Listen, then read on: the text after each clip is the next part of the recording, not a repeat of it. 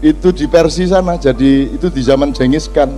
Ada seorang sufi gendeng kayak Abu Nawas diundang nang keraton gak diterima karo satpam karena pakaiannya tidak memenuhi syarat. Akhirnya dia mulai nyili tonggone berpakaian tertib yang memenuhi syarat. Dia datang lagi ke keraton, sampai di situ diterima.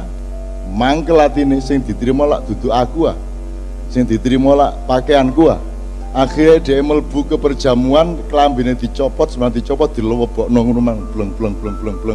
Akhirnya mulai karo katokan tok. Satpam dulu kok sampean mangsul katokan.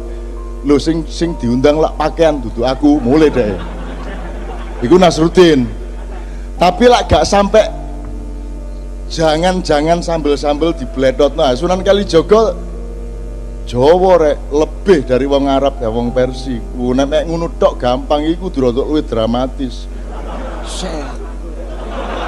Ngono nek Jawa. Itu sekalian ya, oke. Jadi Sunan Kalijaga itu pun dia mengalami kegagalan. Saya kasih dua aja kegagalannya. Kegagalan dalam arti dia nggak gagal, cuman sejarah punya sifat sendiri dan Allah memiliki rencana sendiri. Kamu tahu Mas Karebet ketika dia menjadi Raja Demak, tapi dia memilih beristana di Pajang, itu ada yang tidak terima, yang merasa dia lebih berhak untuk menjadi raja, yaitu Haryo Jipang atau Haryo Raden Penangsang. Ya, Karebet ini sakti luar biasa. Karebet ini yang memegang Kiai Sangkelat. Kiai Sangkelat ini yang membikin adalah Empu Supo Anom. Itu empu nomor 1 kerajaan Mojopahit yang pernah dicuri keris ini dari kerajaan Demak oleh oleh Ki Maling Celoring. Jadi tahu Grung Maling Celoring? Celoring itu asal usule iku ana wong jenenge Ki Celoring ndek Blambangan kono. Carane mlebu omahe wong iku gak perlu lawang, gak perlu bolongan, pokoknya ana lampu titik set mlebu deh. Maka dia berhasil mencuri Kiai Sangkelat ini di kerajaan Demak. Wes digonang Blambangan, Sunan Kalijaga roh, oh gampang pos supaya konang Blambangan pura-pura dadi pandai besi. Wes pokoknya diatur ke Sunan Kalijaga iso balik meneh lah. Akhirnya dicekel Karebet. Nah Karebet ini mau ngelawan arek cilik jenenge arek Penangsang gak enak sih. Arek cilik pediding kok tak sikat temenan kon. Akhirnya sing dikon ngladeni anak angkatnya yaitu Jebeng Sutowijoyo atau yang kelak menjadi Panembahan Senopati. Gitu ya. Saya kasih tahu, Sunan Kudus sama Sunan Kalijaga ini kan seperti saudara dan senior dan junior. Mereka satu perjuangan, satu misi segala macam. Meskipun Sunan Kudus agak Syiah, Sunan Kalijaga Ahlus Sunnah wal Jamaah, ya. Tapi yang ingin saya katakan kepada Anda, Sunan Bonang, Aryo Penangsang ini muridnya Sunan Kudus, sementara Mas Karebet ini muridnya Sunan Kalijaga langsung. Ini mereka konflik berdua, si Kudus sama Kalijaga tidak bisa kok menyelesaikan konflik mereka. Akhirnya terjadilah peperangan toh. Duel antara Aryo Jipang melawan siapa? Sutowijoyo. Dan itu pun menangnya Sutowijoyo karena strategi politik. Jarane Aryo Jipang jenenge Gagak Rimang, jaran lanang brancah. Mulane politiknya aku tak perang musuh Aryo Jipang nggawa jaran wedok. Oh, iki kurang tahu kok pikir kan ya. Nggawa jaran wedok sing seksi. Jadi akhirnya ditambahi susu loro nih sore kan gitu. Anggur ngomong seksi ngono gemeriyuk. Oke? Kan ngerti tau ceritanya nyenengke kok. Nek ceritanya tuh memang dramatis. Akhirnya tidak terkendali Gagak Rimang ini. Jadi Aryo Jipang di seberang sungai, Panembahan Senopati di sini, Jepeng di sini. Begitu si Gagak Rimang ngelihat kuda ini, dia langsung meloncat menyeberangi sungai di luar kendali Aryo Jipang. Nah, ketika kudanya larat seperti itu, dia tidak mampu menguasai dirinya, sehingga tombak Kiai Banca si Jebeng Sutowijaya ini masuk ke perutnya Arya Penangsang. Nah, Arya ketika ditarik ternyata ususnya membaur keluar sampai akhirnya ngguleti sak wetenge sak nggon sabuke, sehingga ketika Arya Penangsang menarik kerisnya ususnya brodol, kena kerisnya dhewe mati. Lho nyenengno iku. Artinya adegannya iso-iso ae lho.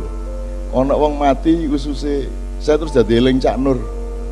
Cak Nur Khalil Majid itu meninggalnya dalam keadaan ususnya masih di luar perut, dan aku takon nang Bu Umi, Bumi ki kapan jari dokter iki ususnya dilebokno, jari dokter anu ngenteni Cak Nur sehat.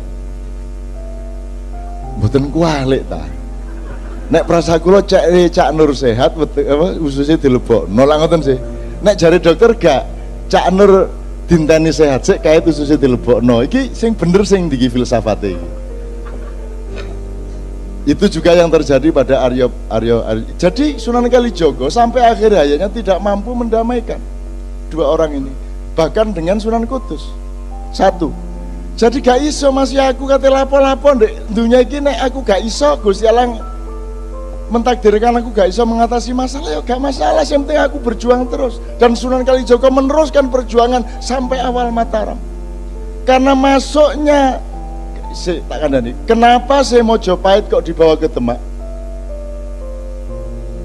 Karena ada semburan lumpur di Canggu, ada lempengan bumi yang bergeser yang membuat struktur pertanian menjadi kacau di ujung Mojopahit itu, sehingga infrastruktur pertaniannya menjadi tidak mampu lagi menyangga perekonomian Mojopahit. Maka Sunan Kalijogo berpikir harus menoleh kepada perdagangan global, harus menoleh kepada ekonomi pesisir.